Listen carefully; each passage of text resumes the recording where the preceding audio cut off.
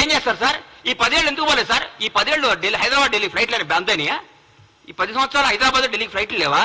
Transport అయినా ఆగిపోయిందా? ఈ 30 రోజుల నుంచి ట్రాన్స్పోర్ట్ వచ్చిందా? మీ ముఖ్యమంత్రి గారు ఎన్నిసార్లు కలిచారు సార్?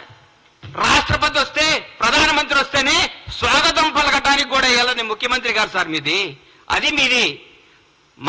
మా ముఖ్యమంత్రి గారు, మాజీ రాష్ట్రపతి గారు వస్తే పోయి పలకరించి నమస్కారం పెట్టి ఆయన సంస్కారం చాటుకున్న గొప్ప నేత రేవంత్ రెడ్డి గారు.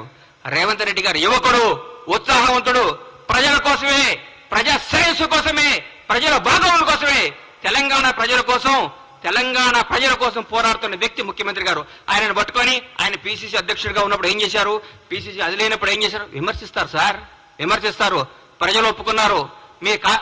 మా కార్యకర్తలందరూ మా ఇంటనే ఉన్నారన్నారు హరీష్ అన్న. 10 సంవత్సరాల ప్రతిపక్షంలో ఉన్నా కానీ కాంగ్రెస్ కార్యకర్తలందరూ కాంగ్రెస్లో ఉంటారు.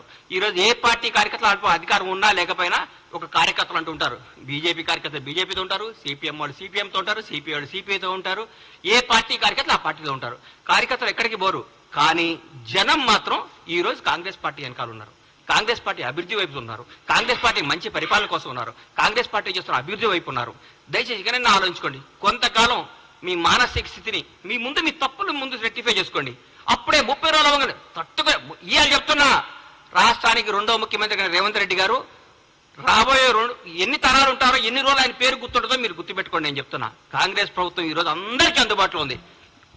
డైరెక్ట్ సెక్రటరీకి వెళ్ళిపోతున్నారు సార్. ఎవరు పడ్డా ఏ సమస్య ఉన్నా సెక్రటరీకి పోతున్నారు.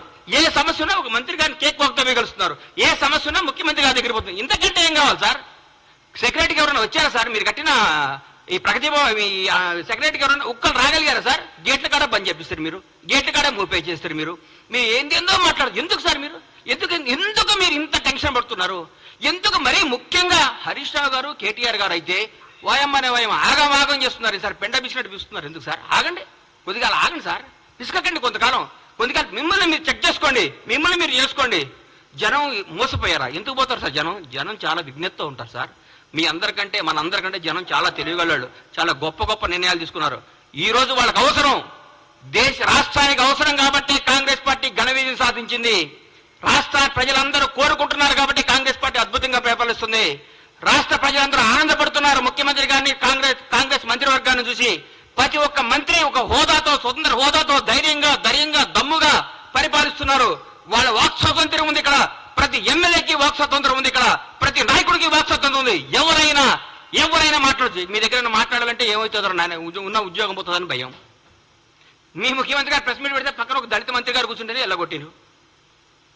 మేము మా బ్యూటీ చూడండి. ప్రగతి భవన్ ఉన్నాయి.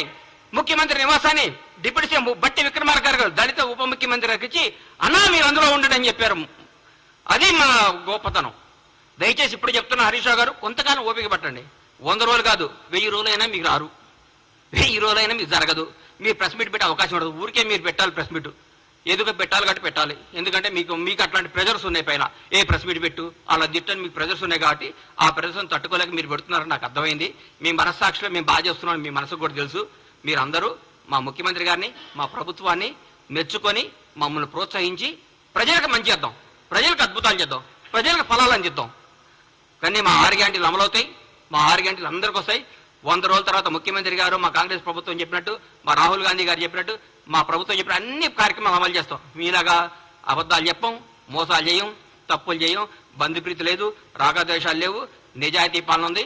మీరందరూ కొద్దిగా ఓపిక పట్టాలని మనస్ఫూర్తిగా కోరుకుంటూ సెలవు తీసుకుంటున్నాను. Thank you.